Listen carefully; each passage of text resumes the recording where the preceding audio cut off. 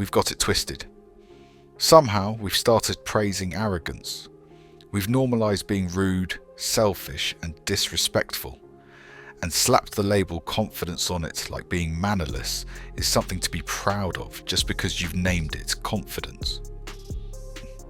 The problem: arrogance is being rewarded.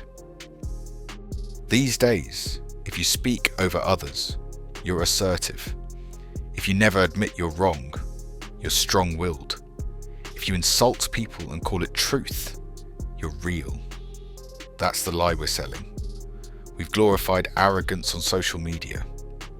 The louder someone is, the more we assume they must be right. The cockier they act, the more we assume they must be successful. We now appreciate people who mock others, bully others, and act disrespectful by calling them savage or bold or something like bad girl, bad guy aesthetic shit.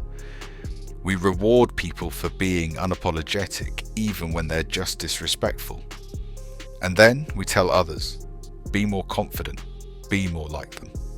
No, don't! What we're teaching the next generation. What message are we sending? That kindness is weakness, that humility means insecurity, that basic human decency is soft. We're raising a generation to believe that unless they're dominating the room, crushing everyone in their path, and acting superior, they're losing. But the message we actually had to convey about confidence should have been, you don't have to shrink others to stand tall. Confidence builds people.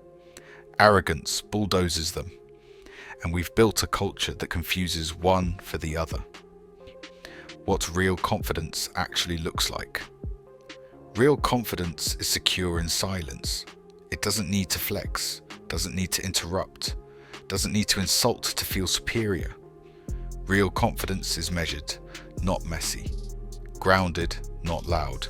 Respectful, not entitled. It looks like listening to others because you don't know everything. Owning mistakes because you also can make mistakes. And staying humble even when you're winning. But that's not viral. That's not trending. And we won't be perceived as the savage we want to appear. So we ignore it. So here's your wake-up call. You don't need to be a savage to be respected. You don't need to act superior to have value. And you don't need to wear arrogance like armor unless you're afraid of being seen for what you really are. So stop the act, kill the ego, and start building the kind of confidence that doesn't need to scream to be felt. Because this world doesn't need more arrogant people. It needs people who are powerful yet humble.